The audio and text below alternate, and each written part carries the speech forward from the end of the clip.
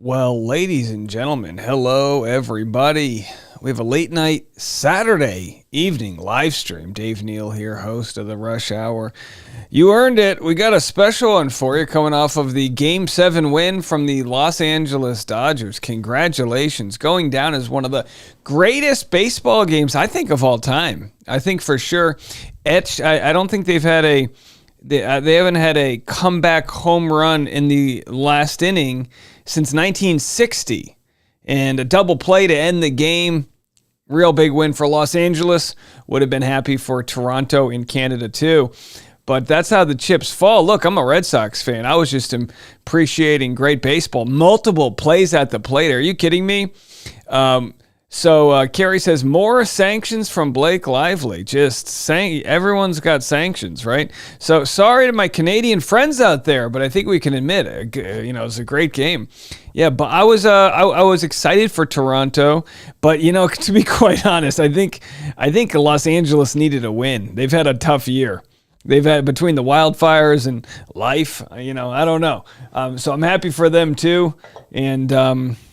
Well, we got a lot to talk about tonight. We're going to see how long we're going to go. We'll give you at least 60, maybe 90. We'll see how long we're going to go. But I'll tell you what, I got a fresh, cold one for you right here, so you know it's business. You know it's business when we have the old cold zeros. I'll be honest with you guys. I didn't think you would have delivered. I said, give me 100 subscribers and you'll get me out of bed. And you did it. So let me show you how many we got. I think we got over 200.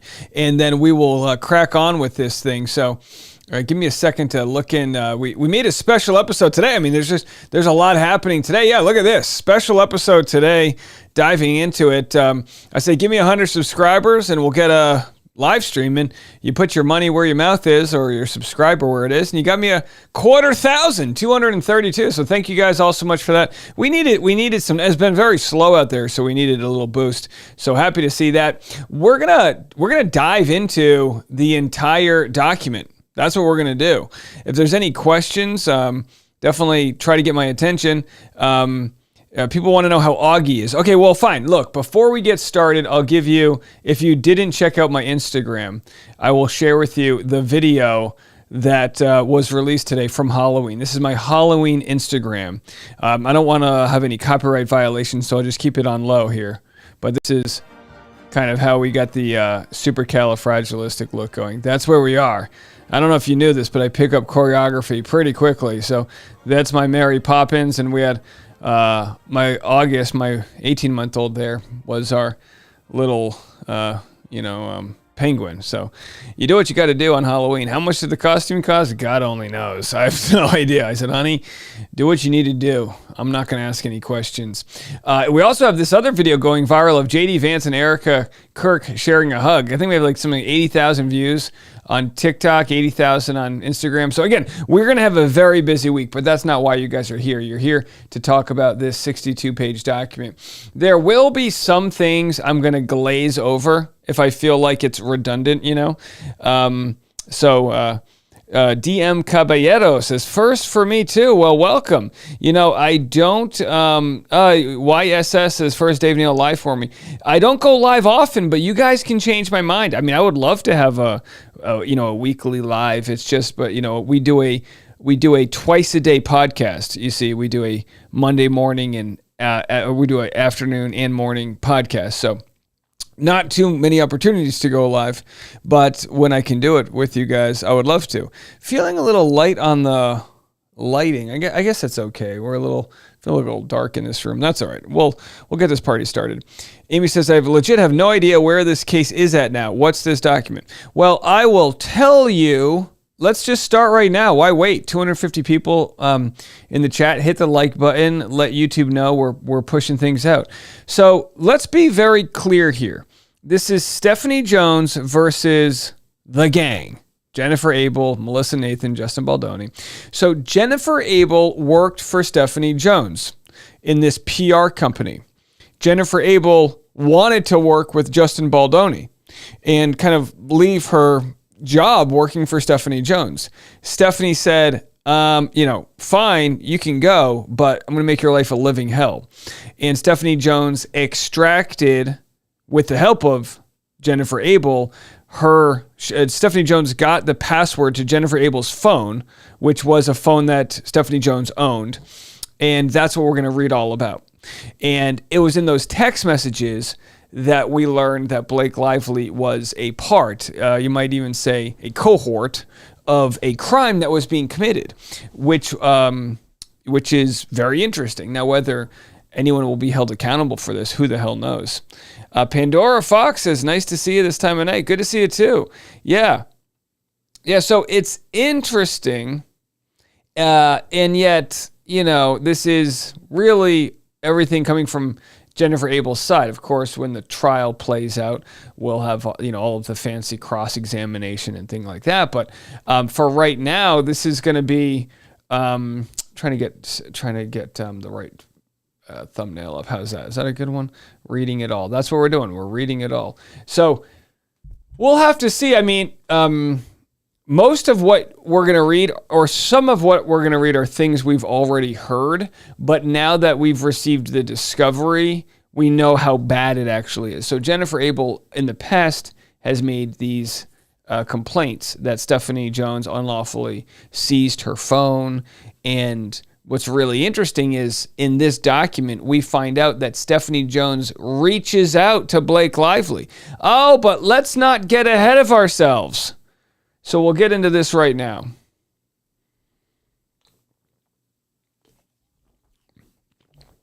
Oh, Jamaica's here. Rumbling, are you okay?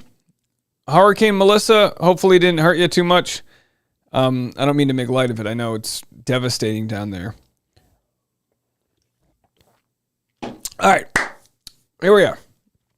Defendant Jennifer Abel, by and through her undersigned counsel, hereby answers for herself alone and no others the complaint of plaintiffs Stephanie Jones, Jonesworks, together with Jones, as follows. The complaint's allegations. So this is going to be Jennifer Abel responding to what was accused about her from Stephanie Jones. Answering the allegations in paragraph 1 of the complaint, defendant denies Do I have the right one? Hold on. This is the right one, right? Defendant Jennifer Abel's answer to complaint, second amend. Okay, so this is her second amended counterclaims and jury trial demanded. Okay, so we're good. Answering the allegations in paragraph 1 of the complaint, defendant denies. And again, some of this won't make much sense, but we're gonna get to the goods. Answering the allegations in paragraph 2 of the complaint, defendant admits that Jones is engaged in the field of public relations and that Jones' work has represented Justin Baldoni and Wayfair Studios. As to all remaining allegations, defendant lacks knowledge or information sufficient to form a belief as to the truth of such allegations. Answering the allegations in paragraph 3 of the complaint, and I'm not going to read her complaint, so let's just barrel through this and then we'll get to the goods. Barrel with me, baby. Defendant admits, and again, right now, defendant is Jennifer Abel, admits that Baldoni produced, directed, and co-starred in the film It Ends With Us, that defendant oversaw the Baldoni and Wayfair accounts while employed at Jones Work, and that defendant recommended the engagement of Melissa Nathan for crisis public relations. As to all remaining allegations, defendant denies such allegations. Janet said hello from sad Canada. I'm sorry, Canada. I'm sorry for your World Series loss. Sorry about that. What about Andy? Andy is protecting his sources. Yeah, good for him. Yeah. Answering the allegations. Okay, so should we go through these? We don't know what these allegations are. So let's just, I feel like we should barrel through this part. This is just where they like get on paper what they're agreeing to or not agreeing to. Can we, hold on a second. Hold on, folks. Let's get through all of this. We're going to read the goods. This is just... Am I losing my mind?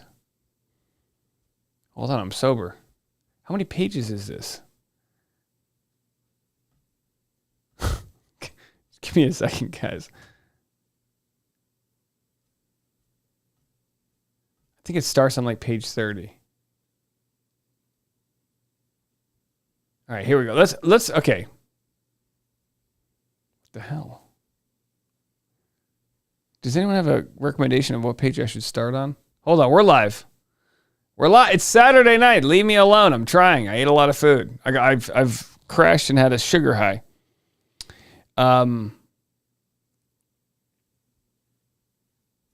page 60. It's 62 pages. But what page did we... Hold on. Oh, here we go. Here, okay, counterclaims of Jennifer Abel. Okay, sorry. My apologies. We had to barrel through the first half of that because it's just... So essentially, it's just Jennifer Abel responding to the claims that were made about her, and they don't say what the claims are, so it's very tic-tacky. So we're gonna get into the good. This is the meat, folks. We're going straight to the meat. Here are the counterclaims of Jennifer Abel. All right, let's get into it. Defendant counterclaimant Jennifer Abel is, and at all times relevant was, an individual residing in Beverly Hills. Stephanie Jones is, and at the time relevant was, an individual residing in Greenwich, Connecticut, which, by the way, a lot of snobs in Greenwich, Connecticut. Plaintiff counterclaim defendant Jones' work is, and at the time relevant, was a Delaware limited liability company with its principal place of business in New York. None of Jones' Works members are citizens of California. There exists, and at all times herein mentioned, there existed a unity of interest between Jones' Work and Jones, such that any individuality and separateness has ceased, and Jones' Work is the alter ego of Jones. It's her company. At all, it's like I'm the alter ego of Rush Hour or whatnot. Yeah, we're doing it live. I'm like, am I having a stroke? At all relevant times here, what a way to go. At all relevant times herein, each of Jones and Jones' Works was the agent, servant, employee, employer, joint venture, partner, and or alter ego of the other. And okay, so just they're making all the connections. The court has jurisdiction. Why? They argue why the court has jurisdiction. She's employed in California. They're based in between Delaware and. I mean, this is every movie you make, right? There's people based all over the place. This is what's, this whole Wayfair thing. You've got people in Texas, Florida, Nevada, California, New York, Delaware. Adios mios. Adios mios. Jace Jefferson says, are you drinking soda? Are you 12? I'm 40. I'm 40 years old, drinking a Coke Zero. Leave me alone. Okay, what do you want me to drink? Vodka? Like a psycho? Then I gotta be hungover with a 1-year-old? No, not on my watch. Maybe I'll have an edible afterwards and melt into my pillow, but that's neither here nor there. All right, venue is proper and all of that. General allegations. Jones Works is a well-known New York-based public relations firm founded by Stephanie Jones, who serves as its CEO. Long known within the public relations industry for her disarming Southern twang, brass knuckle tactics, and high turnover of clients and employees, Stephanie Jones has had a successful career in the entertainment industry. Her firm, Jones Works, has represented at various times Dwayne "The Rock" Johnson, Jeff the scam artist Bezos, Lauren the money grabber Sanchez, Venus the tennis player Williams, Tom Brady the best football player of all time, and Chris Hemsworth the most successful Hemsworth. Jones is married to Jason Hodes, a partner at William Morris Endeavor, Hollywood's most powerful talent agency. Between her perch atop Jones Works and his partnership at WME, Jones and Hodes are a bona fide Hollywood power couple. Excuse me, I'm burping because I'm a 12-year-old drinking a soda. You shave and everyone thinks you're a preteen. Leo says, take the edible in an hour so that it hits an hour. Yeah, the edible is actually an edible soda. So I'll be drinking my edible soda. All right, when Jones poached Jennifer Abel, Abel was an up-and-coming star publicist at RNC PMK, a storied 70-year-old public relations arm of Interpublic Group, a 53,000-employee, publicly traded multinational marketing behemoth. At the time of her departure from RNCPMK, Abel had worked there for nearly 12 years and held the title of vice president. In or around spring 2020, at the height of the COVID-19 pandemic, Jones, through a recruiter, reached out to Abel via LinkedIn about joining Jones' work. Although Abel was content at RNCPMK and not actively looking for a new job, Jones offered her a higher salary and, critically, the opportunity to lead her own team. When Abel announced her intention to join Jones' work, she was met with a parade of concern from across her professional network. An array of well-respected public relations professionals from across the entertainment industry reached out to Abel to caution her against working for Stephanie Jones. Jones, they warned, had a well-deserved reputation for treating people horribly. Jones had recently become embroiled in a dispute with another public relations firm for stealing its clients using deceptive and unscrupulous means. Not unscrupulous. Excited by the new opportunity and not personally familiar with Jones or Jones' work, Abel decided to make the jump in spite of the admonitions from her peers. I would be the same way. Oh, let's paint some red flags white and go make some money. Wrong one. How about those premonitions of admonitions? What?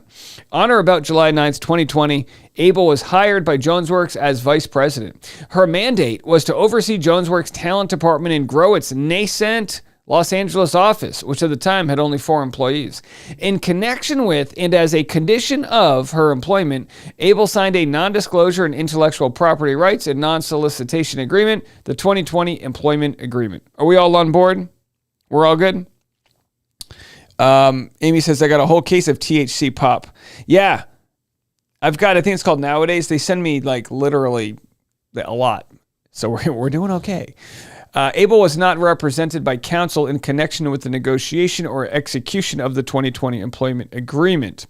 The 2020 Employment Agreement provided that Abel was an at-will employee whose employment was exclusive to JonesWorks during the period of her employment.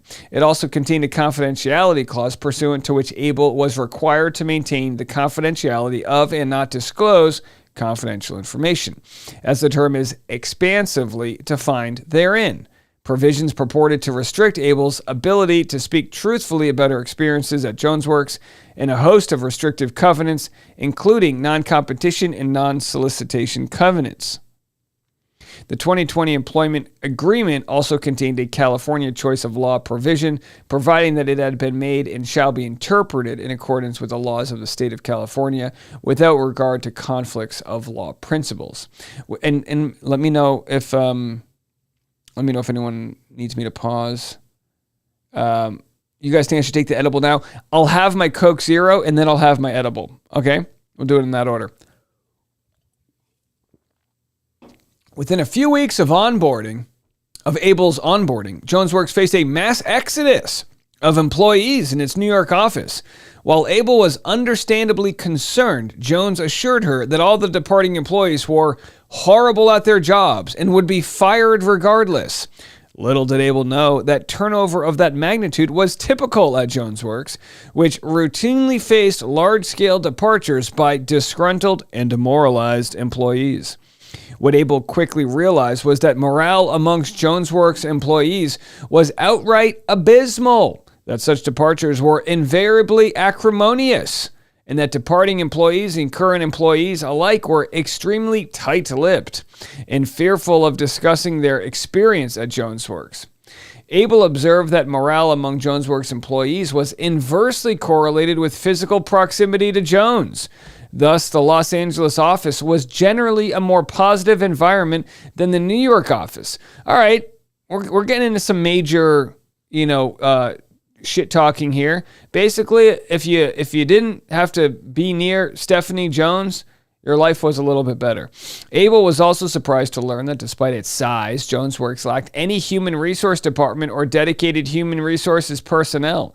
Jones instead relied on business affairs personnel and her various chiefs of staff to handle any personnel-related matters. In part due to the lack of a human resources department or grievance reporting structure and fear of backlash from Jones, JonesWorks had a toxic workplace culture in which employees lacking an outlet on or meaningful recourse constantly gossiped and complained amongst themselves and leaned on senior employees for solutions to workplace issues. So it seems as though they are, she's setting the stage here for why this was such a horrible place to work and why she had to leave and all that other stuff, right?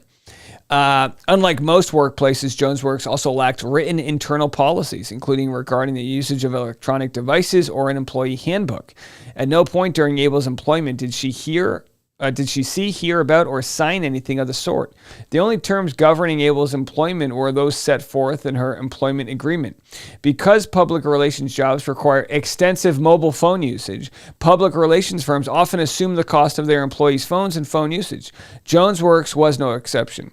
While Abel had an Android, Jones offered to switch her to a Jones Works issued iPhone, which required that she port her existing long-term phone numbers to the Jones Works company phone plan. Abel had no problem with this so long as she could retain ownership of her phone number and bring it with her should she leave JonesWorks.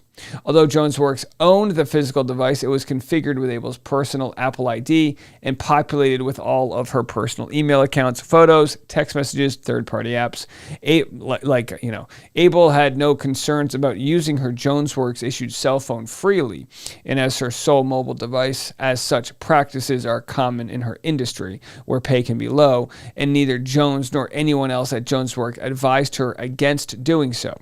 JonesWorks did not have any internal policies that prohibited such use, gave it the right to monitor such use, or divested employees of a reasonable expectation of privacy in relation to such use. Thus, Abel had no reason whatsoever to believe that JonesWorks' ownership of the physical device would or could in any way compromise her right to privacy in the personal data or accounts stored on or accessible from it. JonesWorks would not have any right to access or monitor, for example, her personal email accounts, text messages, photos, or bank accounts. In addition, Abel separately paid for additional storage for her personal data. Notwithstanding the continued large-scale departures from the JonesWorks New York office, Abel quickly became a leader of the California operation. Within 2 years, Abel had grown the Los Angeles headcount from 4 employees to 12. All the while, Abel wore an array of hats, working tirelessly without a commensurate increase in compensation. On or about November 12th, 2021, JonesWorks required Abel to enter into a modified employment agreement, changing her employment from at will to a contractual term, adjusting her title and compensation, and subjecting her to a variety of novel restrictions intended to deter her from leaving JonesWorks and inhibiting her ability to remain in her chosen field if she were to do so. Abel was not represented by counsel in connection with the negotiation or execution of the 2021 employment agreement. The 2021 employment agreement, like its predecessor, contained an expansively drafted confidentiality provision, as well as a host of restrictive covenants, including non-competition, non-solicitation covenants. Unlike the 2020 employment agreement, the 2021 employment agreement contained a New York choice of law provision provided as follows. This agreement and the performance of the parties' obligations hereunder will be governed by and construed in accordance with the laws of the state of New York without giving effect to any choice of law principles. At all times during Abel's employment at we'll get to the good stuff, folks. We'll get to it, just so you guys know. We got a lot to unearth here. The comment section has a lot of candy. Yeah, this is good. A post-Halloween live chat. Eat your candy. And calories don't count for the rest of the year. So says me. At all times during Abel's employment at JonesWorks, Abel was a resident of the county of Los Angeles, home of the World Series winning Dodgers. State of California was based out of JonesWorks Los Angeles office and performed the overwhelming majority of her work within the state of California. Abel has lived and worked in California for the entirety of her adult life. Since graduating from college, Abel has maintained virtually no connection to the state of New York. She has not lived there, maintained a residence there, performed any significant amount of work there, or even traveled there more than a handful of times. She was at all times a California resident and California employee, entitled to the protections of the laws of the state of California. Apart from infrequent business travel, Abel performed no work for JonesWorks in the state of New York. And that's, of course, important because they feel like the laws of California will protect them better. It is clear that JonesWorks required Abel to agree to a New York choice of law provision because it wanted the ability to bind her to restrictive covenants, such as non-competition and non-solicitation covenants, that would be void ab initio in California, and to deprive Abel of the protections of California's substantive law. By Abel's second year, Jones appeared to be deteriorating. Oh boy, the boss is deteriorating. Oh boy. Abel began to harbor increasing concerns about Jones' mental stability and ability to maintain client and employee relations.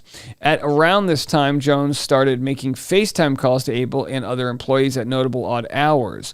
Jones' communication frequently tracked through the night and into the next morning, suggesting that she had not been sleeping at all. Concurrently, and likely relatedly, Jones became noticeably more paranoid and irascible, often accusing Abel and others of plotting against her. It became more challenging to communicate with Jones, settle her nerves, or even track her train of thought.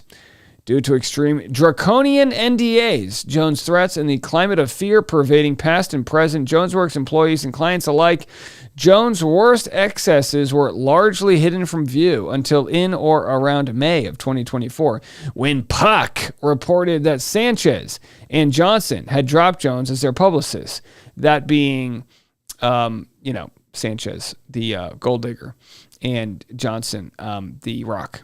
Right? Do we have that right? While these were among the most prominent and publicly reported departures, a cascade of JonesWorks clients began cutting ties with Jones, especially after word spread that Business Insider was contacting Jones' former and current clients and employees about a forthcoming article about her sordid behavior.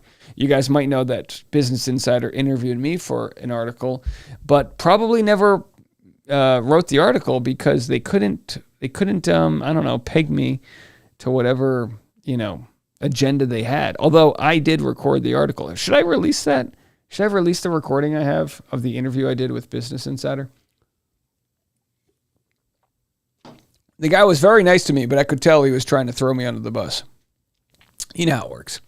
On May 8th, 2024, my wife's birthday, a website called Stephanie Jones Leaks went live, along with a Twitter account, a Facebook page, a Reddit account, and a Pinterest page. These platforms disclose a litany of alarming allegations about Jones' behavior and business practices, many concerning Jones' mistreatment of JonesWorks employees and clients. Abel had no involvement of any kind in Stephanie Jones Leaks. And again, she's saying this obviously because she was accused of smearing Stephanie Jones. And Stephanie Jones, like Blake Lively, need to understand there's a lot of other people that just don't like them. Amy says, I can't follow some of the other channels because I'm not a fan, but that woman has made me so mad for years. Which woman? Who are you talking about? Blake Lively or someone else here? I don't know what you're talking about. Okay. Redondo Beach says the dark hair is looking sharp. Well, I didn't change my hair color. I just cut it short, so maybe it's looking dark. I got some whites. The grays are coming in, folks. Come on, I'm 75 years old. What do you want? Laura Owens. Great. Yeah, maybe I'll see her this week. Maybe not. We'll have to see. These revelations caused a firestorm in Hollywood, resulting in a surge of negative publicity regarding Jones, including the publication of the Business Insider piece entitled, Who's Afraid of Stephanie Jones? Who's Afraid of Stephanie Jones? Abel was not responsible for the Business Insider piece and learned of it for the first time from Jones herself in or around late May or early June 2024. The Business Insider piece shed more light on the real Jones. May the real Stephanie Jones please stand up. Please stand up. Always a volatile personality, Jones had become noticeably more paranoid, erratic, and cruel in recent years. I'm going to lean back. Let's relax. The Business Insider story also shed light on the toxic workplace Jones had fostered at JonesWorks. All right, we get it. This place sucked. At the office, Jones would regularly turn on deafening music so that she could berate her employees free from scrutiny. I don't think there was one day in the office that someone wasn't crying, said a former employee. Jones also pried into her employees' private lives without invitation. As detailed by Business Insider, when employees called in sick, Jones would FaceTime them to confirm they were actually sick. In at least one instance, an employee who had taken a personal day to attend a funeral received a FaceTime call from Jones during the ceremony. Jones was apparently suspicious of his whereabouts. Show me the dead body. Show me the casket or it didn't happen. As discussed above, but disclosed publicly by Business Insider, turnover rates at JonesWorks were extraordinary. These departures included not only junior employees who often left after less than a year, but also senior execs who manage client accounts. Jones seldom allowed them to go amicably, only enlisting attorneys to threaten and intimidate them into agreeing not to disparage Jones. In April of 2023, Dwayne "The Rock" Johnson dropped Jones' work after clashes between Jones and Johnson's team. Jones' works it's like, how is she even getting any business? You can't be that good at your job and suck this much. Jones Works had handled Johnson's personal PR, as well as that of his production company, Tequila Brand Clothing Company, and business partner, Danny Garcia. This was a big loss for Jones, and one that she kept under wraps from the media in order to leverage opportunities for other clients. In the following months, Jones was also dropped by Bezos, Sanchez, Lainey Wilson, Chris Hemsworth, Wheels Up, Ocean Spray, and Partake Foods. Not Ocean Spray, no! She lost Cranberries? Even the Cranberries are canceling her. She didn't want to get bogged down in the... Okay, you get the point. All right, Coke Zero time. Through it all, Abel remained loyal to Jones, sticking with her through thick and thin, despite growing doubts about Jones' ability to function professionally. By 2024, however, Jones had become increasingly embittered and hostile towards Abel. Jones frequently criticized Abel's management, manifested extreme paranoia about Abel's close relationships with clients and partners, and went out of her way to reprimand, demean, and embarrass Abel in front of junior employees she oversaw. Over time, Abel's concerns about Jones' obvious downward spiral was heightened by the reality that there was no bottom in sight. In the final months of Abel's tenure, Jones had become even more erratic, clearly not sleeping, calling at all hours of the night in a frenzied state, senselessly pitting her own employees against each other, focusing her energy on catching employees in perceived acts of disloyalty, lowering morale still further, and torching her relationships with remaining Jones Works clients. What do you think it is? Cocaine? Like, what could it be? You like my bogged down jokes? Leo said, Stephanie Jones, you in trouble, ho. All right. Luis said the same thing. I say if Jones wasn't her own boss, she was under another, she might have been required to do a drug test for possibly being caught in the snow. Yeah, I thought the same thing. Stephanie Jones seems to be doing the old booger sugar. You know what I mean? She's hitting the powder, doing cocaine. I like to end that with a obvious. I'm just alleging. I don't know. Don't sue me, bro. Although Jones had always been volatile, say hello to my little friend. Cocaine. Although Jones had always been volatile, she now appears to be actively unraveling. Abel was frequently on the receiving end of her often bizarre outbursts. In one instance, Jones announced to Abel's subordinates that she had learned through psychic readings that Abel was an alcoholic and a gambling addict. Even if these statements were true, Jones' public announcement would be at best highly inappropriate. Here, however, the accusations are not remotely true. They have literally no basis in reality, and the employees to whom Jones made her pronouncement were well aware of that. While Jones presumably intended to undermine Abel's credibility, she had actually significantly undermined her own and raised alarm about whether Jones was in the midst of a mental breakdown. On a different occasion, Jones announced again, per her psychic, that Abel would soon be pregnant with twins, humiliating and infuriating Abel, who Jones knew had struggled with fertility issues. All right, subpoena the psychic. Please, somebody, subpoena the psychic. Come in with your crystal ball and your, weird hat or whatever you wear. Abel was, hello, I'm the psychic. Abel was also disgusted by Jones' pattern and practice of creating fake social media accounts to troll former employees and journalists she deemed hostile, including Puck's Matt Baldoni. Jones was obsessed with Baldoni in particular. Abel also witnessed Jones working with journalists to plant and contribute to negative stories about former Jones Works clients who had fired Jones Works Jones. Wow. When Abel requested that Jones Works offer its Los Angeles employees a modest 2% cost of living raise, Jones, who spent obscene amounts of Jones Works money on lunches, champagne, and manicures, told her that if that were to happen, it would have to come from Abel's paycheck. So no 2% raise. Already pushed to the brink, Abel finally had enough when Jones demanded she corroborate falsified accusations about a senior Jones Works employee in an effort to drive him out. When Abel refused to go along with it, Jones responded with mockery, calling her a 12-year-old drama queen. On or about July 10th, 2024, Abel notified Jones of her departure from Jones' work. Abel later confirmed her decision on July 26th and communicated her intention to start her own business. Abel offered a 6-week transition period ending on August 23rd, which Jones' work accepted. Okay, here's where it gets juicy. So now that she's leaving Jones' work, we get to see the real, bitch come out. Amy said, we can't take more twins. Yeah, too many twins. Too many twins. No more twins, please. On August 7th, 2024, Abel contacted Jones' chief of staff, Gordon Duren, to coordinate the release of her phone number, as Jones had promised when Abel had first joined Jones' work several years before. Duren agreed, stating, redacted. Jones and Jones' work knew that Abel had used the same phone number since high school and used the phone for both personal matters and business. She used the phone to exchange personal text messages with friends and family, personal photographs, and confidential financial data. At no point during her tenure did Abel consent to allowing Jones' work to access, review, or monitor the contents of the phone. Jones' Works did not have a policy in place giving it the right to do so. Abel's willingness to let Jones' Work port her personal cell phone number to its Verizon phone plan when she joined Jones' Works was predicated on her reasonable expectation that she would retain sole and exclusive access to its contents and her private data and accounts. Had there been any reason to believe otherwise, Abel would not have agreed to this arrangement.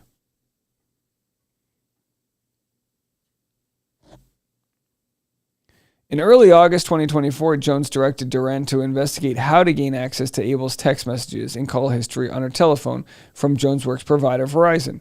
Duren was also able to obtain Abel's call and text logs for the prior 6 months. So my question is, how do we know that Jones directed Duren to investigate this? Was Duren deposed? I don't know how we received this information, but that's very interesting. Jones instructed Duren to make sure that Abel could not port her phone number away from the Jones Works plan without Jones Works permission. If anyone in the comment section knows, please let me know. By mid-August 2024, Jones had hatched a plan to seize Abel's phone outright. She sent Duren to California on August 19th, 2024, and set the plan in motion. Jones, oh jeez, my eyes. I'm so tired. Me eyes, I can't see. I'm old.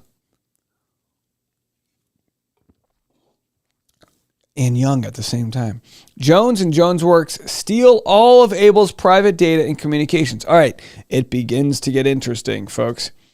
Truth Matters says, this definitely sounds beyond just drama and sounds criminal, identity theft, security breaches, etc. Carrie Davies says, yes, Duren was deposed. So it looks like, this is why. So Duren, of course, he's trying to avoid any legal liability, saying, I just do what my boss told me to do. Somebody's going to jail. This isn't a criminal matter, but I guess it could be, right? What the hell do I know? I have a business degree from a state university. I'm a podcaster. Hell do I know? On August 21st, 2 days before Abel's last scheduled day of employment, the security guard, a forensic data technician employed by Edgeworth Security Services, and an attorney with Frankfurt, Kernet, Kleins, and Sells, LLP, confronted Abel at Jones Works Beverly Hills office to terminate her Jones Works employment early. Jones had insisted on a security presence so they could redact it. Duren later testified that redacted. What the hell do you think is redacted right here? YSSS says, I'm glad Dave is reading this. I got one eye open. I'm telling you, I haven't even had my edible yet, and I'm already melting into the pillow. It's been a long day. I had a stand-up show. I had a stand-up show I did for charity today. It's a very busy day. Leo says, Dave went from 42 to 39. Well, I'm only 40 years old, so you're telling me I looked older? Amy says, add a power journalist and star witness. All right, I'm digressing. Stay focused, Dave. Let me read the super chats. Done. No need. During the August 21st meeting, Duran demanded that Abel hand over her phone and provide her passcode. In a ruse to induce Abel's compliance, Duran falsely claimed that JonesWorks needed the passcode to facilitate the release of the phone number and reset the phone. Believing Duran's representations and intimidated by the presence of a large security guard, an attorney, and a forensic data technician, Abel complied with the demands. Abel did not consent to, and was not asked to consent to, a search of the iPhone's contents. Abel had no reason to believe JonesWorks would attempt to access her personal data, or she would not have turned the device over without making prior arrangements to secure it. Abel sought and received express confirmation from Duran and the JonesWorks attorney that her phone number would be released immediately thereafter.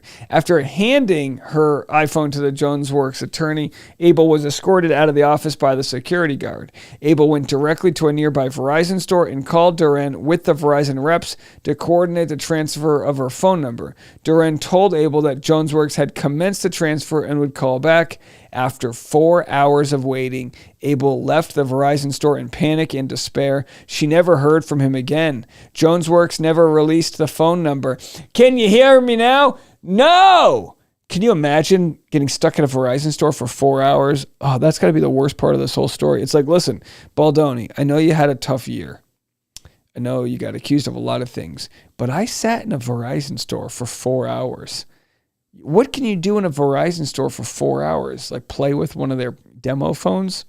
I don't want to say the name of, I can't think of the name of the charity, Teresa, but it was like a homeless, it was like a kind of like a boys club type thing. Jeff said this false pretense is an obvious crime. Blake's association with this crime cooks her case.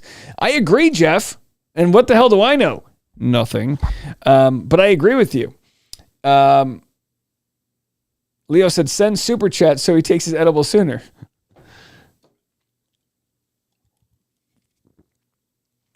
I'm getting close to the edible. I just got a downvote. I guess I'm not allowed to take a break. Sorry. Very, very strict people here on a midnight. Oh, Stir Crazy's checking in. I miss your live streams. This reminds me of the good old days.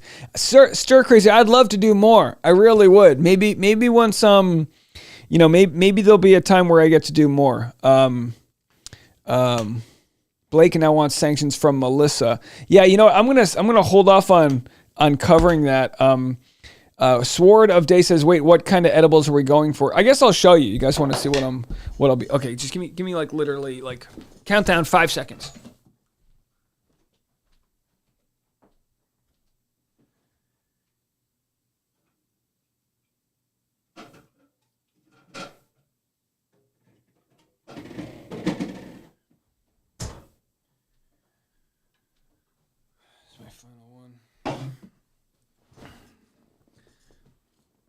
This is my final.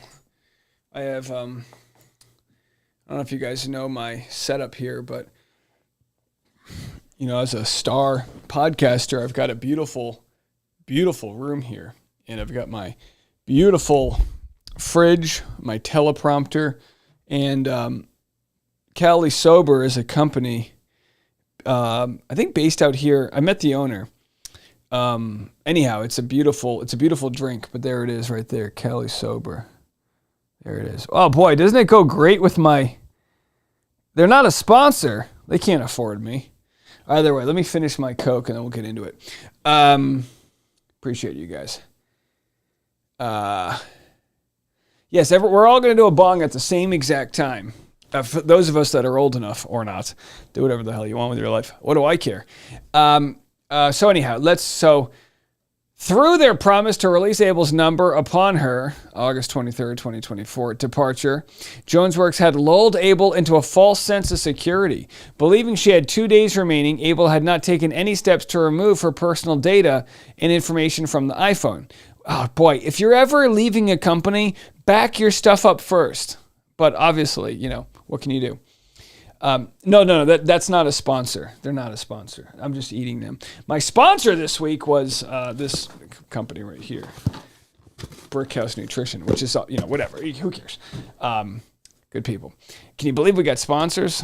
The drinks hit faster and leave the system faster. I prefer the drinks. Yeah, the drinks are really good. In edible, there is a huge market opportunity for edible. I don't even know if that's the right term, edible soda. Claudia's packing her bowl right now.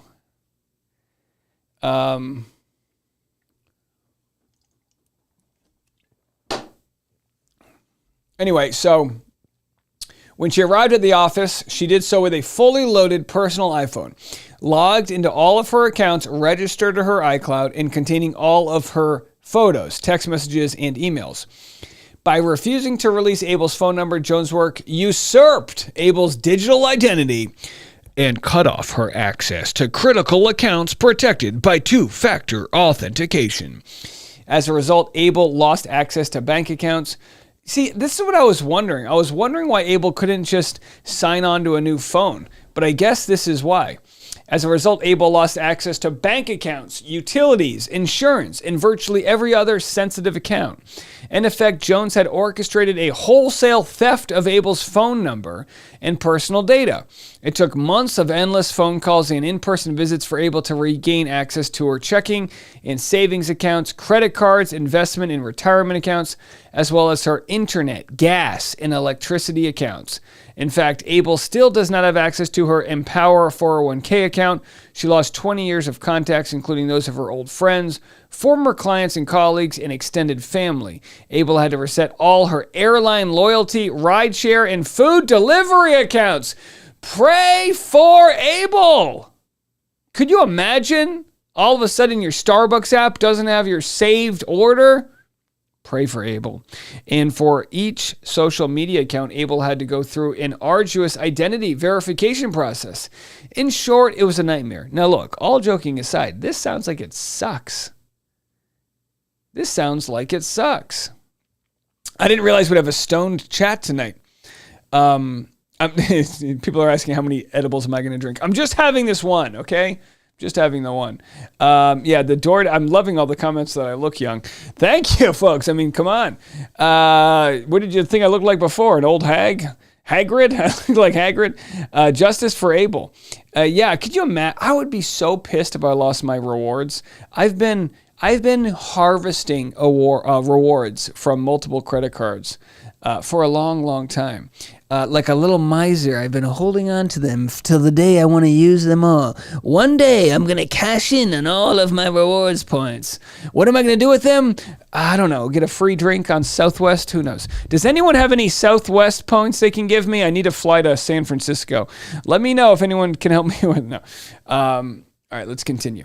By contrast, Jones gained unrestricted access to everything stored on Abel's phone, her text messages, emails, personal photos.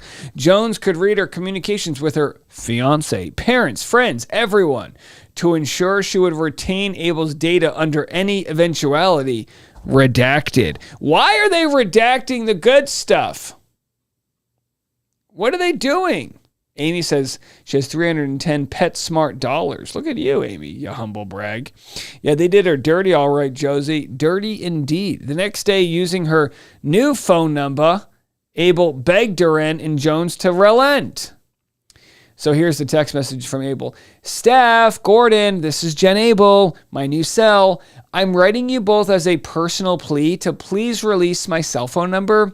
This is the same number I've had since high school. This isn't a work-related thing. This is my personal number that is linked to all of my bills, my medical, Chris's dad's living facility. All of my personal emails and accounts are due to two-factor authentication. I can't access anything. Gordon, you wrote me numerous times you were going to release this, and then when Verizon was calling you during the 4 hours I was there yesterday, you never picked up. They said you never even started the process after you told me you did. The lawyer I was ambushed with yesterday even said this was fine to do. I've been nothing but good to you both, but this is just mean and egregious, and I'm begging you, please release it before I travel tomorrow. Please. You have no use for a 904 number that has been my personal number before you took on the billing. It takes one phone call. Please. Prayer emoji, August 22nd, 2024, 9:50 a.m. Pretty messed up, right? I mean, don't you just, she knocked on her door in Greenwich, Connecticut and said, this is, I am not saying anyone should commit any violence, but everyone's got that cousin, you know? We all have that cousin. They got the rap sheet, right? They don't do normal jobs. They show up with a bat and they go, we're going to need that 904 number and we're going to need it now.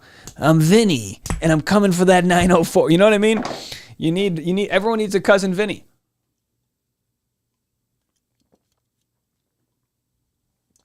Oh boy, I've got that Coke Zero flow. After usurping control, and by the way, this is why I've said there could be a scenario where Blake Lively somehow blames Stephanie Jones and say, hey, I was running off of fake information, whatever. I don't know. After usurping control of Abel's private communications, Jones began exploiting them to harm Abel further. Specifically, Jones scoured Abel's text messages to find instances where Abel had privately been critical of or gossiped about any former Jones work colleagues and shared them with those individuals and others. As a result, Abel saw long-term professional and personal relationships fracture. Just know that whatever she is telling you guys about me or what I've done, it's not true. I've enjoyed working with you both and wish you nothing but the best. Former Jones work colleague says, unfortunately, your company phone says otherwise. Well, look, I mean, what do you guys think about that? You don't want to, everybody shit talks.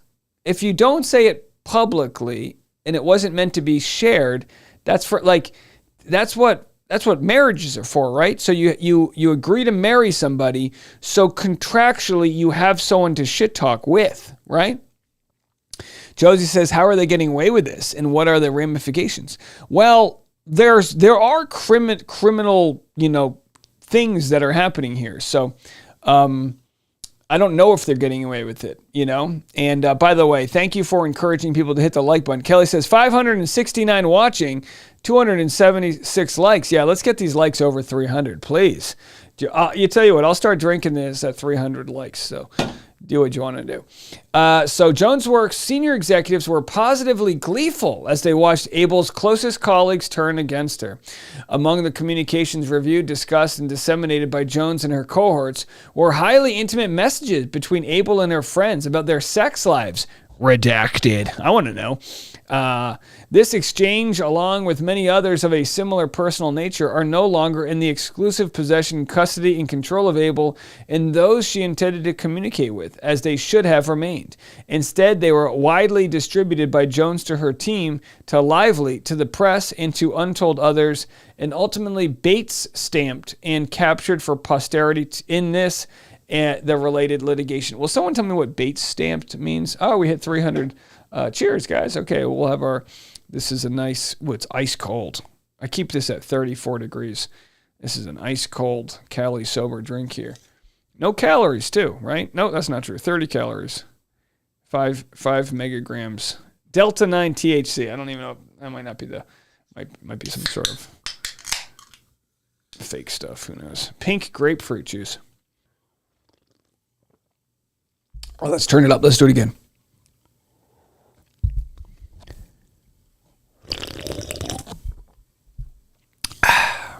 There it is, folks.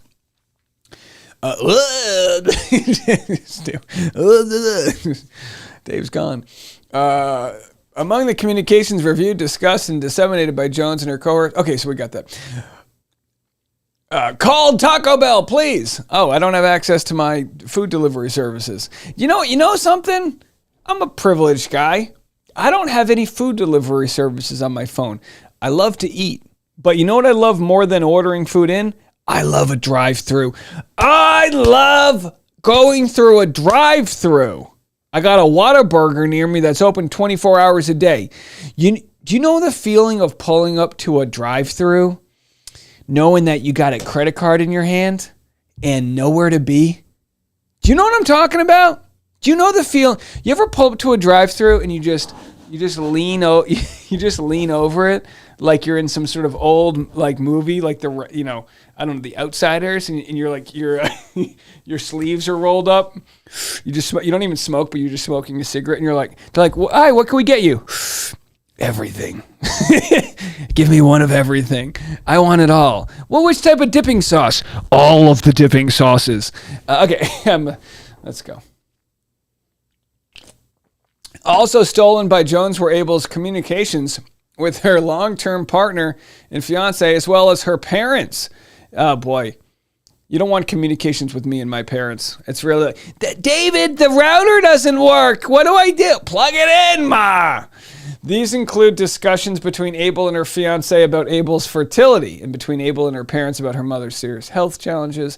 Some of these messages, which Abel does not even have due to the theft of her phone, were produced by Jones Works in this litigation. Reams of other sensitive messages were excluded from Jones Works document production, but clearly are, or at least were, in Jones' possession. This cannot be reasonably disputed, given that Jones directed her digital forensics team to copy Abel's phone in its entirety, which they did. Based on the evidence thus far in this case, Jones closely, even maniacally, inspected these materials. In so doing, Jones attained unvarnished visibility into the most sensitive and private aspects of Abel's life: her fertility struggles, her fiance's father's neurological decline, and her financial situation. Jones also obtained all of Abel's personal photos, which run the gamut in subject matter, but were almost invariably not intended for the consumption of Jones' lively or any other hostile actors. Yikes. All right, we got 14 pages left. It's starting to get good. Josie says, Dave, do more lives. Loving the interaction. Oh, I'll try. See what we got here. Am I drunk? No, I'm sober. I haven't had a lick of alcohol in quite some time, to be honest with you. Who's got time to drink? No, I don't think these beverages hit me really hard. That Coke Zero does, though. Missy says a bait stamp is a unique identifying number or code assigned to each page of a document that's produced during discovery. It's like a page serial number. It makes it easier to find reference. Oh, got you. Thank you. All right. Not only did Jones steal communications of a personal nature, she also stole privileged communication between Abel and Jessup regarding Abel's new business. Jones did so knowing full well that Jessup was Abel's attorney. In sum, Abel was subjected to a boundless and disgraceful invasion of her privacy by Jones and Jones Works. She has been left aghast, humiliated, and terrified. Having torched Abel's privacy and dignity, Jones started boasting internally that Abel's business would not last long. What a rotten person. What a rotten person. Look, maybe Abel talked shit about people, but none of that warrants what she had to deal with. And same thing with Baldoni. As far as we know, the only crime Baldoni committed, which obviously is not a crime, was he was directing someone who didn't want to be told what to do, Blake Lively. Rebecca says, I came for Lively and Baldoni months ago, stayed for the rats racing to the Fruit Loop tree. Well, that's a unique reference right there. We appreciate you. We'll keep you. You know what I mean? We'll keep you. I got asked to be a part of a docuseries in the UK about people who stand up for justice. Wouldn't that be fun? Build a big UK crowd. You'll just catch me over there in Gloucestershire or whatever the hell their names are. Amy says, why did I just get Portillo's just now with Uber Eats with 1 minute before the close of ordering? Good for you. Oh, that's a real buzzer beater right there. Good. You guys are good. Oh, another 5 Canadian from Stir Crazy. I challenge everyone to match or beat my super chat. Oh, that's very kind of you. That's very kind. Leo said, free Justin. Yes, indeed. By the way, maybe I shouldn't say. I was going all right. Can't say what I was going to say. Sorry. Got to keep some things close to the chest. Here we go. The Wayfair Baldoni account. For almost 4 years, Abel largely managed Jones Works work for Wayfair Studios and Justin Baldoni out of its Los Angeles office. Over time, Abel developed a close, trusting relationship with Baldoni, Wayfair CEO Jimmy Heath, and the rest of the Wayfair team, particularly as their strategic comms needs around It Ends With Us became increasingly complex. Now, to be fair, Abel did talk shit about Baldoni, so and again, maybe that's just a product of working in PR. Everyone talks shit about everyone. Josie with $20 super chat says DoorDash for the munchies. Well, thank you so much. Oh boy. I'm going to give him the code to my front door and say, just bring it right into the studio. That would be nice if I could just super chat right into the studio. Why not? At all times during Wayfair's 4-year engagement with Jones' work, Abel was the point person on the account. It was very clear to Wayfair, and Jones largely did not hide, that Jones considered them to be a lower prestige client and devoted her attention to clients such as Jeff Bezos and Tom Brady. Now, and again, you wouldn't be wrong to think that to think that Wayfair is a lower client than a billionaire and the greatest football player of all time. Like, no offense to Baldoni, but you're not Tom Brady. Very clearly, right? Just respect where it's due. Jones' work was in utter turmoil by July 2024. Already bleeding clients and personnel, Jones learned that Business Insider was working on an unflattering story about her set to be published sometime in August. Jones felt that her reputation had been severely damaged by the Stephanie Jones Leaks website and social media accounts. Jones was desperate to keep her remaining clients. At the time, Wayfair and Baldoni were in the middle of a massive PR crisis as news stories began to trickle out speculating about possible tensions between Lively and Baldoni, mainly due to the cast no longer following him on social media. Just as the film was about to premiere, Jones started participating in meetings, calls, and written correspondence to reassert her authority over the account and convey her engagement to Wayfair.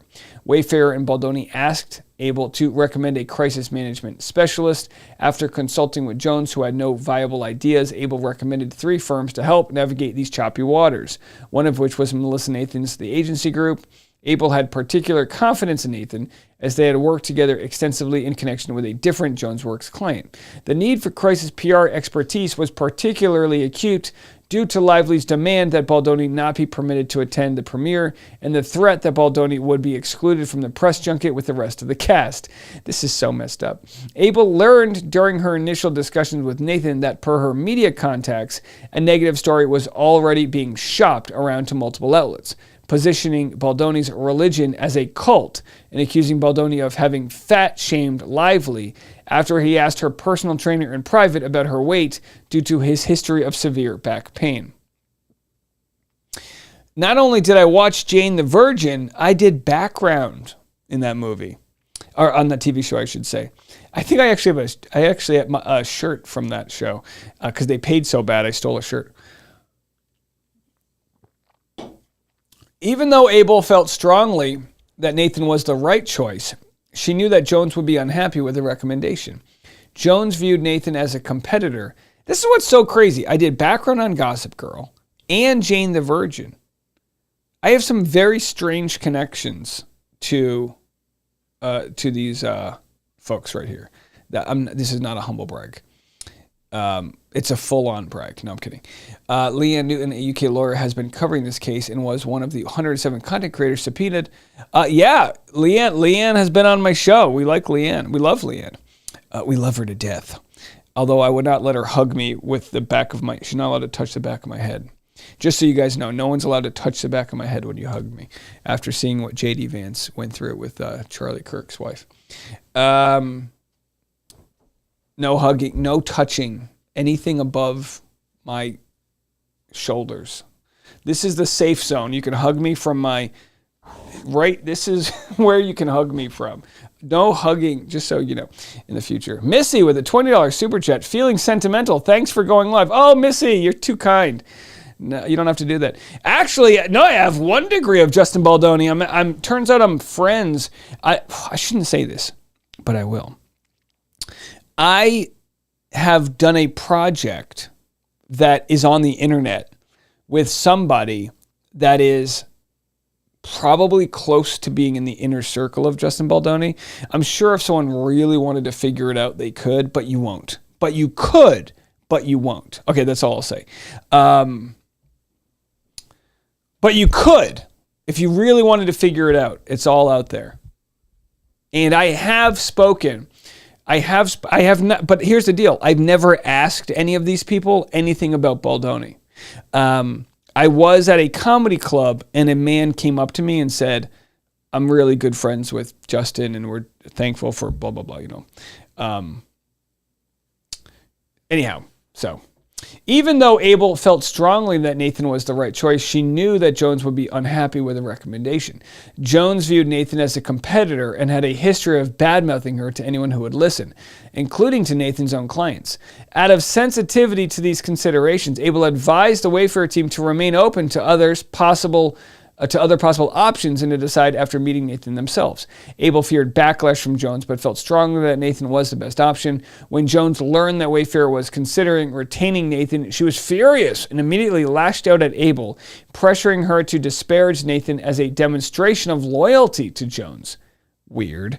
After initially pushing back, Abel eventually relented after Jones called her crying and screaming and engaged in some light disparagement of Nathan to placate Jones. Jones then attempted to derail the engagement and exploited confidential client information to dissuade Wayfair from moving forward with Nathan. While Heath, Wayfair's CEO, acknowledged Jones' position, he told her Wayfair would make its own decision after meeting Nathan. Jones inserted herself into the mix in early August 2024, seeking to box out Nathan and Abel. The problem, however, was that Jones had chosen not to pay attention to Wayfair leadership's communication strategy or internal decision-making, having long claimed to be too busy with higher-profile clients. Wayfair was fine with Jones' disengagement, as Abel was their trusted advisor. They had no interest in being a pawn in Jones' work's office politics. In addition, Jones chose to take a lengthy vacation in Europe during this critical period of the press campaign and premiere of the film. Even from afar, Jones' efforts were ham-fisted, unwelcome, and sporadic, given her distance from Wayfair's day-to-day business. As Jones tried to stir up drama and undermine Abel's authority, Wayfair and Baldoni focused solely on managing the crisis at hand. Notwithstanding Jones' general disengagement, it is not true that she was kept in the dark.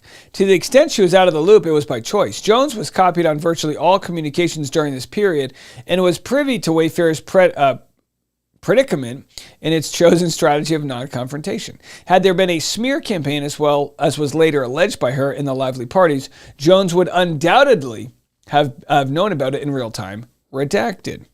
Janet with a $20 super chat. Thanks for the time change reminder, Teresa. Oh, it's a time change, folks. Are we gaining an hour or losing hour? Which one is it?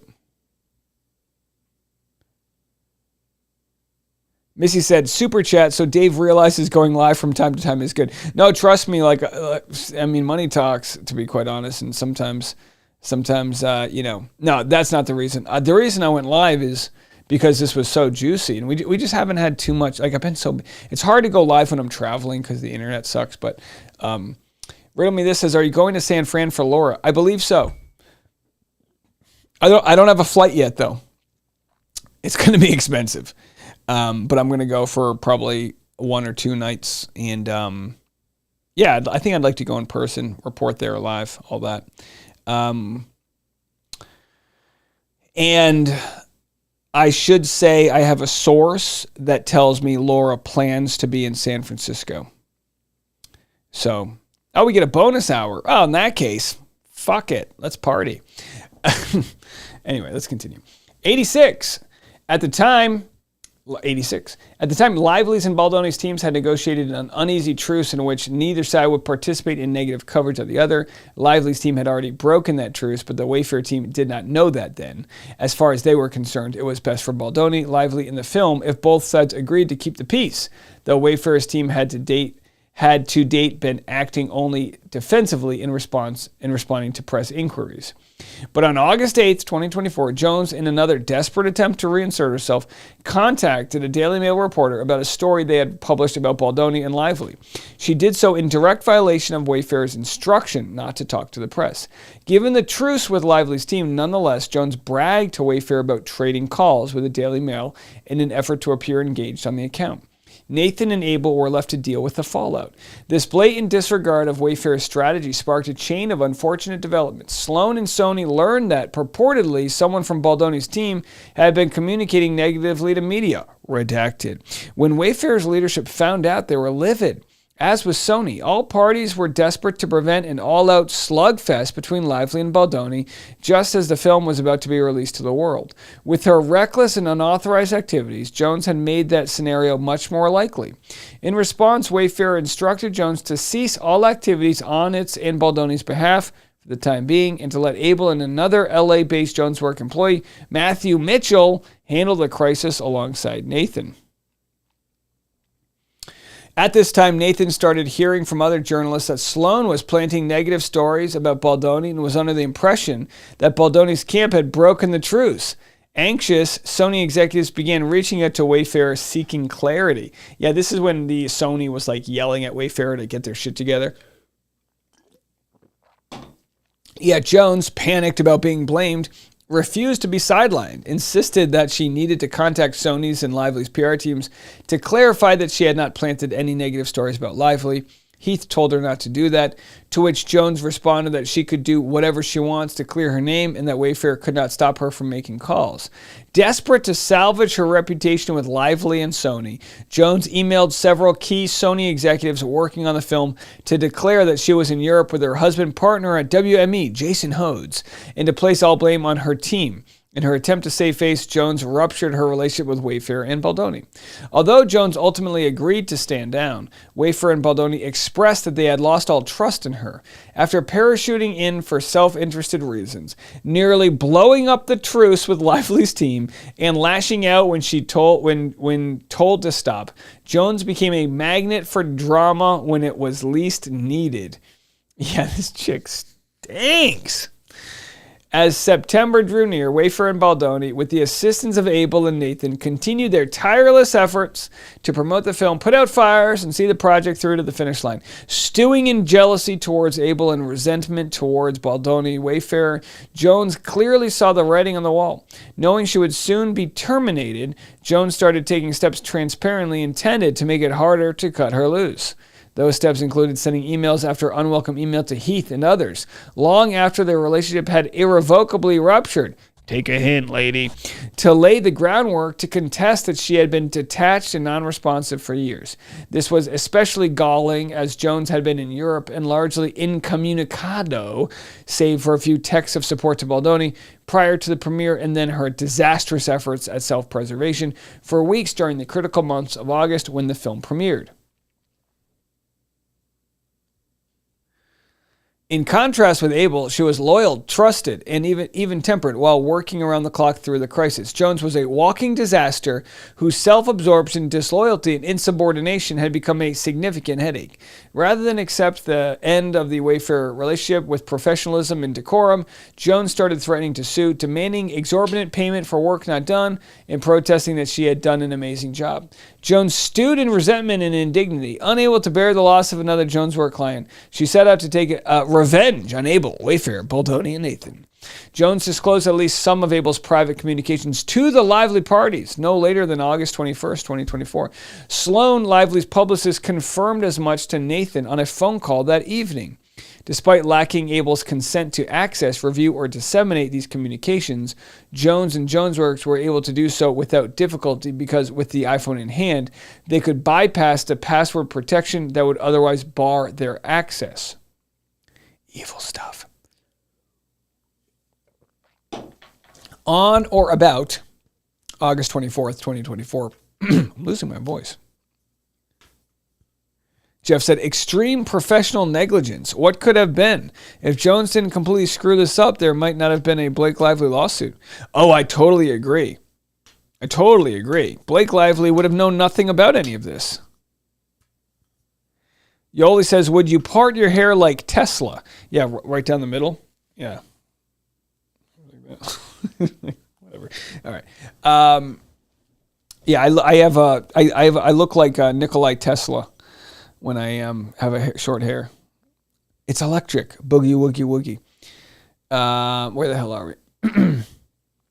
On or about August 24th, Jones took things a step further and attempted to contact Lively directly through a mutual connection. All right, here's where it gets interesting.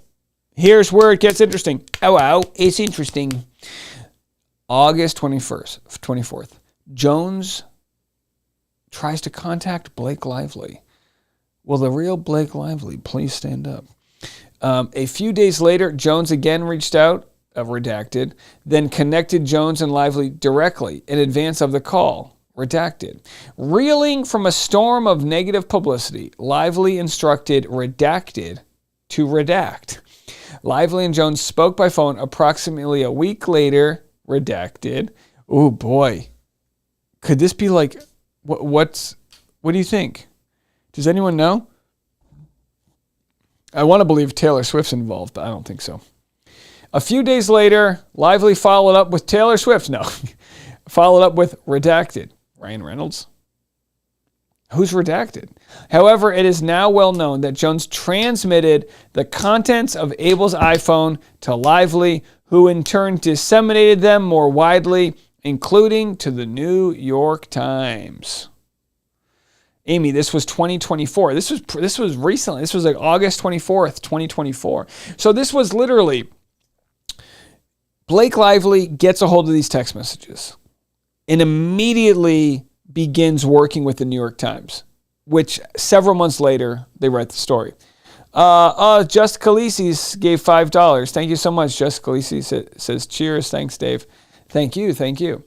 Lively followed up with redacted. However, it is now well known. Okay. While the contents of Abel's communications do not support the existence of an untraceable smear campaign, they do show that by the time of the film's premiere, Abel and others in Wayfarer's Circle held Lively in deep disdain and vented acerbically amongst themselves. These sentiments were the natural result of the Wayfarer party's firsthand knowledge of Lively's vicious behavior and malignant persona in the high-stress situation in which they found themselves. I think they do such a good job of framing this, right? They're saying, like, look, we talked shit about Blake Lively because we were annoyed and we were bitter and we had all these issues with her. It didn't mean there was an untraceable smear campaign. It meant we needed to do this. We needed to talk shit about her in order to get over, you get the point. In turning over these materials to Lively, Jones knew full well how they would be used, with slicing, dicing, cherry-picking, massaging, and in some cases, outright alteration. The Lively parties exploited Abel's text messages to great effect. Joining forces with the New York Times, the Lively parties commissioned the hit. And as you guys know, metadata showed that New York Times had this for a long time, and then the hours before they published, they asked Baldoni to respond. So, I mean, the New York Times is in trouble.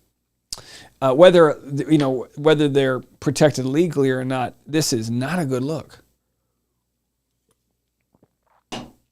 I'll be canceling my New York Times membership. What's that? I don't have a New York Times membership. I will continue not having a New York Times membership. All right. Who has a membership to a newspaper anymore? Come on, folks. And you can just subscribe to the Rush Hour podcast, which, by the way, if you are new and you stumbled in here randomly, hello, what are you doing with your life? But seriously, thank you for being here. We have a twice-a-day podcast called The Rush Hour with Dave Neal, every morning, every afternoon, twice a day, every weekday. So you can go check us out anywhere you listen, or you can check it out on YouTube. So they sliced it, they diced it, they ShamWowed it, they did whatever. It slices, it dices. However, for different reasons, the Lively parties on the one hand and Jones Works on the other hand needed to create a veneer of legitimacy. This is where it gets interesting. The Lively parties likely anticipated or were told directly that the New York Times would not traffic in stolen communications under these circumstances and needed the color of law. Jones and Jones Work, for their part, wanted to insulate themselves from legal exposure to Wayfarer for breaches of confidentiality. Accordingly, on September 27th, 2024, working hand in glove with Jones and Jones Work, the Lively parties and their counsel at Manat, Phillips & Phillips initiated a sham legal proceeding in New York State Court, Van Zandt versus Doe's 1 through 10. The sham lawsuit was, I love that they call it a sham lawsuit. The sham lawsuit was nothing more than a transparent ploy to obtain subpoena power. The plaintiff, Van Zandt, is a corporate entity affiliated with Lively and Reynolds and entirely unrelated to the film or the Wayfair parties. The lawsuit asserted 3 causes of action: breach of contract, breach of the implied covenant of good faith and fair dealing, and faithless servant against Doe defendants only. It does not explain how or why Van Zandt was unable to identify the proper defendants, which is especially notable in the context of a breach of contract action. Instead, Van Zandt, Lively and Reynolds, and Manat implausibly claim not to be privy to the identities of its own contractual counterparties or its own employees, contractors, agents, or representatives. The lawsuit is devoid of specific allegations against anyone, much less Able, and relies exclusively on boilerplate legal jargon. Notably, Van Zandt never requested the assignment of a judge, substituted the Doe defendants for named parties, or served the complaint on any defendant. The only docket entry are the complaint and a notice of dismissal filed on December 19th, 2024, the day before Lively filed her CRD complaint against the Wayfair parties. So she used the legal system to extract a subpoena and then deleted the court case in all of the, paper trail, really. It's bad stuff. I'm fuzzy. Was I out of focus? Thank you. Got a nice wall. The same day the lawsuit was filed, September 27th, 2024, Jones warned a departing employee not to work for Able because her business wouldn't be around much longer. Boom shakalaka. Once the lawsuit was filed, this is like mafia level stuff. Once the lawsuit was filed, the Lively parties used it to issue a subpoena to Jones' work for data stored on Abel's phone, including troves of private emails and text messages picked up via the application of highly generic search terms. The information turned over to Lively included communications that were plainly protected by the attorney-client privilege. Since there were no identifiable parties and no party had been served, the subpoenas were issued without notice, depriving Able of any knowledge of the subpoena, much less the opportunity to object. I can literally remember like it was yesterday when people didn't even know the Van Zandt sham subpoena was there. Everyone was like, how's there a subpoena? And Blake Lively's side said like, well, we got a subpoena. And everyone was like, once they looked into the subpoena they had, they were like, this is so wrong. Just Khalees says, does anyone else have a contact high from Dave? I haven't changed at all. With a printed out version subpoena with no signature. Yeah, sham doesn't begin to give it justice for what it actually is. Jeez, it's almost 1 a.m. Oh my gosh. Gotta wrap this puppy up.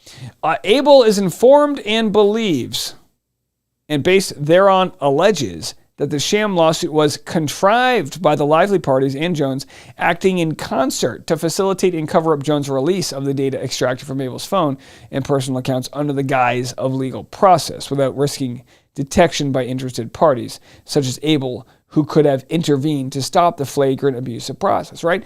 Able could have, tried to quash the subpoena. Madison, checking in from Dubai. How are you? Yes, that's right. I did get a haircut. I got my ears lowered, as it were. As planned by the parties upon receipt of the sham subpoena on or about October 1st, 2024, Jones and Jones Works blithely surrendered the entire contents of Abel's iPhone communications for a second time, creating a veneer of legitimacy and affording Jones and Jones Works plausible deniability once the New York Times came through for Lively. It is on this pretext that Jones and Jones Works counsel later described responding to a court-ordered subpoena. How did Blake Lively's lawyers obtain bombshell texts from Justin Baldoni's PR team? On Variety. As a result of Jones' malicious scheme, Abel's life has been turned upside down. Upside down, girl, you turn me. Her career and reputation have been destroyed, her private information leaked, and her email inbox and social media pages filled with a daily stream of death threats and abuse. She's watched her client list evaporate and the viability of her once promising business cast into doubt. Abel lost control of her longtime phone number and along with it access to her most sensitive accounts and decades worth of contacts. Only after months of chaos and hundreds of calls with untold numbers of customer support reps did Abel restore some semblance of order in her life. The backlash against Wayfair and Baldoni has been equally devastating, with Baldoni wrongfully labeled as a sex pest, his accolades rescinded, and his future projects thrown into doubt. Yeah, remember they took awards away from him? It's crazy. It's crazy. In an unimaginable invasion of Abel's privacy and dignity, Jones possesses and controls the full contents of Abel's iPhone, including her text messages, emails, and photos. Abel lives in fear of what is to come, given the vast troves of personal data in the possession of this hostile and vengeful actor. As a result of Jones and JonesWorks' tortuous conduct, Abel has suffered enormous harm to her personal and professional life. All of this harm has accrued in the state of California, where Abel lives and works. Abel hereby incorporates each and every allegation set forth above, as if set forth fully herein. Jones and JonesWorks violation. So then they say the cause of action, violations. So Jones and JonesWorks violated the provisions of California Penal Code, knowingly accessing and without permission obtaining, altering, disseminating, otherwise using Abel's data, knowing and without permission accessing and causing to be accessed, taking and causing to be taken, her personal Gmail account. So data, Gmail account, you can't do all of that. Rights. Second cause of action, conversion against Jones and JonesWorks. Abel owns and has possession. So there's a phone number. It just goes back and forth about all the things that we've already covered, that Abel did not consent to any of this. Promissory fraud. Abel hereby incorporates each and every allegation set forth above, as if set forth fully herein. On August 21st, Jones worked through its agent Gordon Duran and its attorney, promised Abel that if she gave up her JonesWorks issued iPhone and provided her password, JonesWorks would release her number. So, how all the promises were let go. So here's what was taken. Checking and savings account, Chase Bank, Citizens Bank, retirement accounts, Fidelity, Vanguard, Empower, Microsoft 365, Gmail, Utilities, Spectrum, SoCal Edison, SoCal Gas, patient portals, rideshare apps, Uber, Lyft, food delivery, Instacart, Postmates, Grubhub, Uber Eats, loyalty accounts, Delta, United Airlines, American Airlines, social media accounts, Instagram, Facebook, TikTok, X. No Patreon. Not a fan of the podcast. It took Abel multiple months, blah, blah, blah. Yeah, two decades worth of context. So then she asked for all the damages and demands a jury trial. What do you want from me, folks? There it is. Got to the end. Do a couple questions, and then I'm going to get the hell out of here. I got some candy to eat. YSSS says they're all nasty witches. I mean, kind of, right? Sunshine said I set my clock back this morning so I wouldn't try to math my way into staying up too late, but here we are. Yeah, right. You did all that girl math. Well, I have an extra hour, so I'll watch a little bit more Selling Sunset, and next thing you know, here we are. All right, well, let's see. I think I got all of the super chats covered. Thank you guys all so much. Let's add them right here. Once again, Just Khaleesi, thank you. Janet, 20 Canadian. Missy, $20. Thank you so much. Josie, $20. Stir Crazy had 5 and Stir Crazy had 10. So thank you so much, ladies. The ladies are doing the heavy lifting in here. Appreciate all of you guys. And kind of starting to lose my voice. Teresa said your morning video is doing well. Yeah, it was a big video today. Rochelle Taylor says, can you send a shout out to my husband, Adam? Yeah. What are you guys doing here? Go out there and, bump some uglies or whatever, they call it. Go have fun. Don't let me be the foreplay. God knows that's not a good idea for you. You don't look at this and then make babies. Christine says, I think what they did should get criminal charges. Let me move yeah, right there. That's better. I can see it now. Yeah, I mean, will it be criminally charged? I don't know. Lois says, Jones, Lively, and Reynolds will all get what karma is going to deliver, and it's going to hurt. Yeah, it could be. It could be. Now, as far as what this does for Blake Lively's case, will the text messages get thrown out? I don't think so. But they also were kind of obtained in a very sketchy way. I think you have to, I think if you're a jury, you look at all of this and you go, this is fucking bullshit. All of this is all bullshit. So I don't know where they can go from there. I could dive into Twitter and go into a lot of other people's commentary, but I'm not going to do that. I still have flights to book for San Francisco. But yeah, you guys have been fantastic.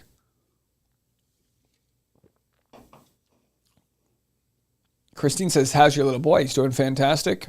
I'll show you guys want to see an exclusive video of him? I'll show you an exclusive. Oh, I haven't shared this with anyone. This is a good one.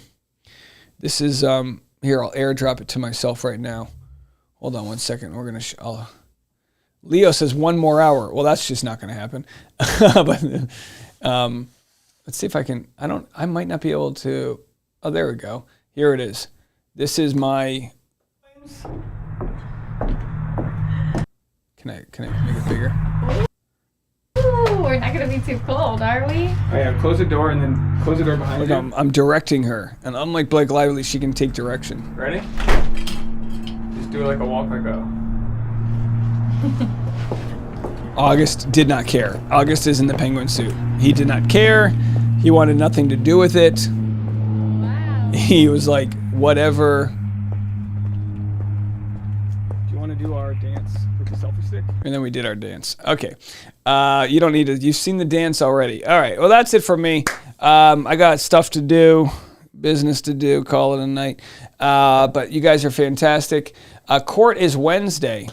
Court is Wednesday for Mike Maricini, which is why I will be buying a refundable tickets just in case I get hosed and she cancels. But I'm operating under the belief that Laura is going to trial, and as a star witness and journalist, I will be there. So yeah, that's going to be it for me. Thank you guys all so much. We had a ton of people in the chat today, 600 plus. Can't win them all, but hey, congrats to the Los Angeles Dodgers. Don't light the city on fire. You know, my heart goes out to the Blue Jays. What a great season. Have a good one, everybody. I'm gonna wrap it up on that note, I'll try to find more times to live stream with you. Maybe the weekend ones are a good time. So definitely hit the like button on the way out. That'll definitely help the algorithm. And whenever these videos do well in the algorithm, we're more likely to continue to do them. Redondo says, Laura said as of yesterday, no filing in Arizona for permission to travel. Well, maybe not, but I've got sources, folks. Anyhow, you guys are fantastic. Have a good one, and I will talk to y'all later. Good night, everybody. Enjoy your extra hour. Do with it whatever the hell you want. Good night.